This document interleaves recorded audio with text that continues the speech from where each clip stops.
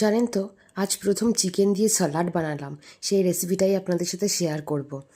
ফার্স্টে chicken breast নিয়ে নিয়েছি এই 200 থেকে 250 গ্রাম বা 300 এরকম। তার মধ্যে সোয়া সস আর যত হার্বস আছে, mixed herbs, oregano, paprika, chilli flakes, এগুলো সব দিয়ে মিশিয়ে, তারপরে পিৎজা পিৎজা টপিংস ওইগুলো সব দিয়ে মিশিয়ে এটাকে ম্যারিনেট করে রেখে দেবো অ্যাটলিস্ট 15 মিনিট থেকে আধ ঘন্টা। তারপরে তার তার ফাঁকে আর কি সব সবজি টবজিগুলো কেটে নেবো, স্যালাডে যা যা দরকার। তারপরে এটা এপিট ওপিট করে ঢেকে ঢেকে একদম লো ফ্লেমে ভালো করে ফ্রাই করব। রোস্ট মতন আর কি, বুঝেছেন? ঢেকে ঢেকে করলে কি একদম সফট হবে।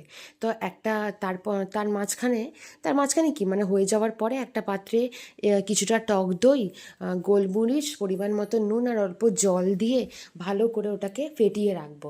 আর যে সবজিগুলো কেটেছিলাম, যেমন শসা, পেঁয়াজ, অল্প কিছুটা বাঁধাকপি, সেইগুলো দিয়ে, তারপর একটু ধনে পাতাও দিতে পারেন, দিয়ে তারপরে চিকেনের সাথে মিশিয়ে ওই সসটা যে বানিয়েছিলাম দই দিয়ে, সেটাও মিশিয়ে দেবেন।